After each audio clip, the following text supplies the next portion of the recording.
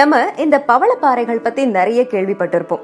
பவளப்பாறைகள் தான் இந்த earth quake அப்படின்னு சொல்லப்படுற நிலநடுக்கங்கள்ல இருந்து கூட நம்ம எல்லாரையுமே பாதுகாக்குது.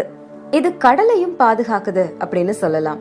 கடல்ல இருக்கிற பலவிதமான உயிரினங்கள் வாழறதுக்கும் இந்த கோரல் ரீஃப் அப்படின்னு சொல்லப்படுற பவளப்பாறைகள் தான் உதவுது. இத கடலுடைய பாதுகாவலன் அப்படின்னு சொல்றாங்க.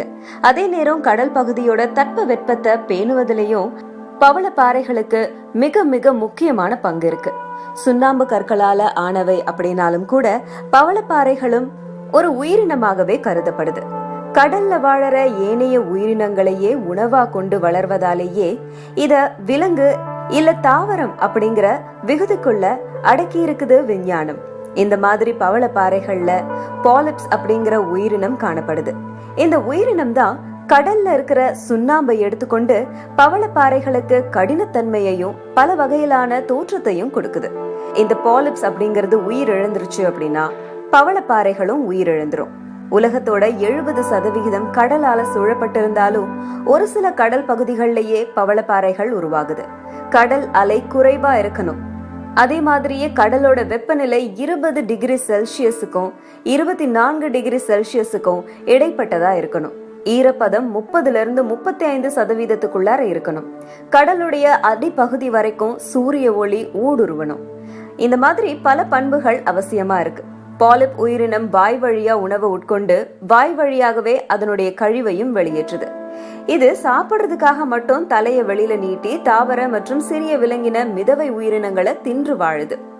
இவற்றின் இரு பாலின உறுப்புகளும் ஒரே உயிரில இருக்கிறதால இனப்பெருக்கத்திற்கும் உதவியா இருக்கு. பாலிப்ஸ் அப்படிங்கிற உயிரி இறந்துருச்சு அப்படின்னா பவளப்பாறைகளும் உயிரிழந்து அதனுடைய கூடு கடினமான பொருளால ஆன பவளப்பாறை திட்டுகளா மாறிடுது. இவை சாதாரணமா 1 மில்லிமீட்டர்ல இருந்து 100 சென்டிமீட்டர் கூட வளரக்கூடியது. இந்து சமுத்திர பிராந்தியத்துல மட்டும் 200 வகையான பவளப்பாறைகள் இருக்கு. இது கடினமானவை, மிருதுவானவை அப்படின்னு இரு பிரிவுகளா பிரிக்கலாம். பவளப்பாறைகளை சார்ந்துதான் பலவிதமான கடல் பறவைகளும் பாலூட்டிகளும் ஒட்டு பிராணிகளும் முள் தோல் பிராணிகளும் அதிக அளவுல உயிர் வாழுது. மிகப்பெரிய கடல் வளங்களை உள்ளடக்கியதா இருக்கிற பவளப்பாறைகள் கடல் வாழ் உயிரினங்களின் உறைவிடமாகவும் உணவிடமாகவும் திகழ்வதோட ஆராய்ச்சிக்கும் உதவியா இருக்குது.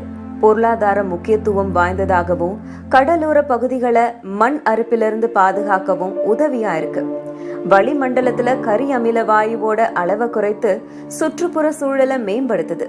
தொழிற்சாலை கழிவுகள் கடல்ல கலக்கிறது, பவளப்பாறைகள் பலரும் வெட்டி எடுக்கிறது, கடல்ல வெடி வச்சு மீன் பிடிக்கிறது, இந்த காரணங்களால இது பெரிதளவுல பாதிக்கப்பட்டு இருக்கு.